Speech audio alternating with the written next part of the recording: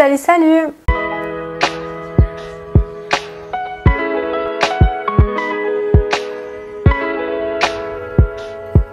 Bienvenue dans cette nouvelle vidéo tout à propos des marques. Et aujourd'hui, on va parler d'une marque de luxe que tout le monde connaît et qui est Prada. Avant de commencer cette vidéo, dites-moi comment est-ce que vous allez? Est-ce que vous avez passé une bonne semaine, un bon week-end?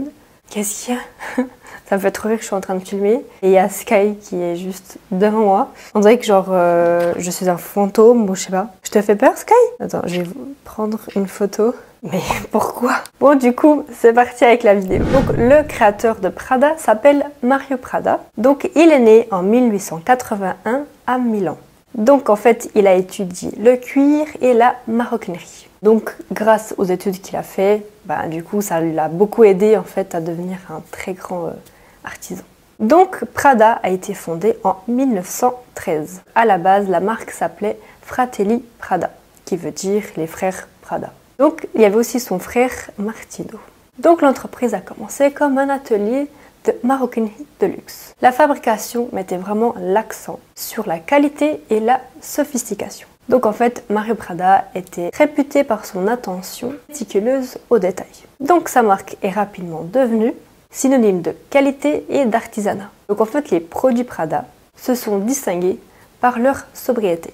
Donc aussi leur élégance et leur fonctionnalité. Donc Mario Prada et Martino Prada ont dirigé donc Prada pendant plusieurs années, mais malheureusement Mario était réticent à l'idée d'innover en fait la marque. En fait, il ne voulait absolument pas ajouter de nouveaux matériaux.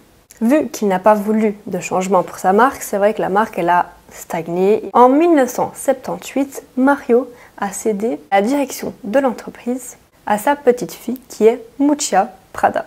Miuccia a apporté un vent de fraîcheur à la marque en introduisant tout en maintenant l'engagement de Prada envers la qualité. Donc en fait les décisions que Miuccia a apportées ont transformé Prada en une marque de mode mondiale. Donc je vais un peu vous parler du parcours en fait de Miuccia. Elle est née le 10 mai 1949 à Milan. Elle a étudié les sciences politiques à l'université de Milan et elle a réussi à avoir son doctorat. Mais en fait, elle avait vraiment beaucoup d'intérêt pour le monde de la mode et elle en fait a travaillé dans la boutique de luxe de sa famille. Donc en fait, dans les années 1970, Miuccia a commencé à transformer l'entreprise. À la base, Prada était vraiment fond en fait avec le cuir. Donc en 1988, elle a lancé la première ligne de prêt-à-porter. Et en fait, elle a vraiment connu un très grand succès. Donc là, c'était de la simplicité et de la qualité à attirer l'attention de l'industrie de la mode. Donc en fait, Miuccia est très connue pour son approche avant-gardiste en matière de design, remettant en question les conventions et explorant la féminité, la masculinité dans les créations. Donc elle a été vraiment une figure influente dans le monde de la mode. Grâce à Miuccia, l'entreprise Prada s'est étendue à divers domaines, notamment le lancement de la marque Miu Miu. Et franchement, je ne savais pas du tout. J'ai beaucoup entendu parler de cette marque Miu Miu, genre on va dire il y a un an, mais j'avais aucune idée qu'en fait ça faisait partie du coup de Prada. La marque a été créée en 1993. Donc en fait cette marque à la base c'était avec des prix un peu plus raisonnables que Prada. Donc c'était pour une clientèle assez jeune. En 2000, Prada va sortir ses premiers parfums. Donc en fait elle va créer du coup un tout nouveau département qui va s'appeler Prada Beauty. Et donc la ligne homme va naître en 1994. Et ce n'est qu'en 1997 que la maison italienne se lance dans le prêt-à-porter dit sportswear. Donc tout au long de sa carrière, Miuccia Prada a reçu de nombreux prix, dont le prix Designers of the Decade en 2004. Donc en fait, l'histoire de Miuccia Prada est vraiment un exemple. Parce qu'en fait, à la base, Prada, ça lui appartenait pas.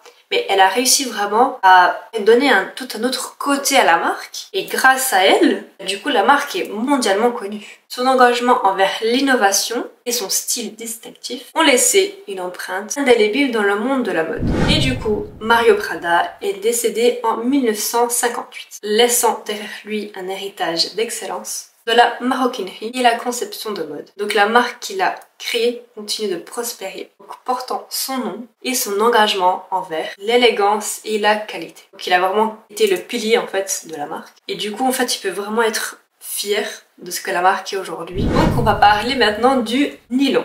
Soudain, le nylon m'a semblé plus intriguant que les tissus de couture. J'ai décidé de présenter sur les podiums et cela a remis en question, voire changé l'idée traditionnelle et conservatrice du luxe. Je suis toujours obsédée. Mucha Prada. Donc en fait c'était vraiment genre l'idée de la marque. Franchement ça a vraiment changé parce que voilà, on connaissait Prada qui faisait beaucoup d'articles en cuir et Mucha a eu l'idée du siècle, elle s'est dit non, le nylon ça peut vraiment valoir quelque chose.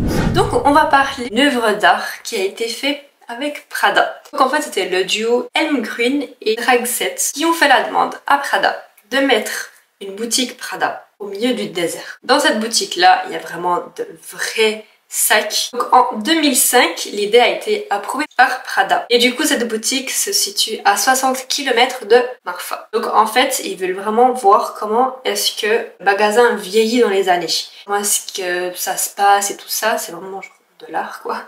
Donc en fait il n'y aura jamais de réparation dans les années qui vont suivre. Donc la collection qui se trouve dans le magasin c'est la collection automne-hiver de Prada de 2005. Donc au fil du temps, en fait ça devient clairement un endroit où il faut s'arrêter pour prendre des photos. Donc maintenant il y a plein de gens qui y vont juste pour voir ça. Nous pensons que les idées derrière l'œuvre d'art survivent et nous espérons que cela augmentera l'intérêt pour l'art contemporain et pour le potentiel de l'art en général, affirme Dragset. Donc maintenant on va parler des articles les plus connus de Prada. Donc Prada est très connu par rapport à ses sacs à main. Le Prada Galleria Bag et le Prada Nylon Backpack donc sont parmi les plus célèbres. Le sac à main Soffiano avec son cuir texturé et son logo en métal. Donc pour les chaussures on a les mocassins en cuir. Donc nous avons aussi les talons et les sandales en nylon avec une semelle très épaisse. Donc on a aussi les lunettes de soleil Prada, ça c'est vrai qu'il y a tout le monde qui les a. Du coup on a aussi les vêtements Prada. Prada propose une très grande large gamme de vêtements. Donc nous avons des manteaux, des robes, des costumes et des chemisiers. Donc en fait les vêtements Prada sont souvent reconnaissables par leur coupe élégante et leur design innovant. Les parfums Prada, donc les plus connus sont Prada Amber et Prada Conchi. Donc il y a aussi les accessoires en cuir. Donc certes ils ont des sacs à main mais ils ont aussi des ceintures, des portefeuilles et des coques pour le téléphone. Nous avons aussi la robe en maille. C'est vrai que Prada est très connu pour ses robes en maille. Le diable s'habille en Prada. Donc il y a tout le monde qui a déjà vu ce film et si vous ne l'avez pas vu, franchement allez le voir parce qu'il est vraiment bien. Donc c'est un film qui est sorti en 2006 qui en fait est une adaptation du roman de Lauren Wasberg. Donc qui a été créé en 2003. Donc en fait il raconte l'expérience marquante d'Andrea qui veut devenir journaliste à la réception du grand magazine de mode Runway. Donc elle travaille comme assistante de l'éditrice, donc en chef du magazine. Donc en fait c'est une femme qui terrifie tous ses employés. Il s'agit de Anna Wintour. Apparemment elle est comme ça avec ses employés et du coup Lauren Wasberg en fait s'est inspirée d'elle pour faire donc son roman. J'ai rendez-vous ce matin avec Emily Charlton. Andrea Sachs? Oui. Génial. C'est pas vrai? Non, non, non! Elle est en bas. Préviens tout le monde. Attention tout le monde, attachez vos ceintures! Pour ceux qui connaissent pas Anna Wintour, donc c'est une rédactrice en chef de Vogue US. En fait elle est dans le monde de la mode plus de 40 ans. Donc Anna Wintour n'était pas très contente que du coup elle soit comparée à Diablesse. Et avec le temps et le succès du livre et du film, elle s'est dit bon, c'est pas très grave au final. Puisque du coup le jour où la diffusion a été faite du coup de la première fois du film, Anna Wintour était habillée de la tête aux pieds en Prada.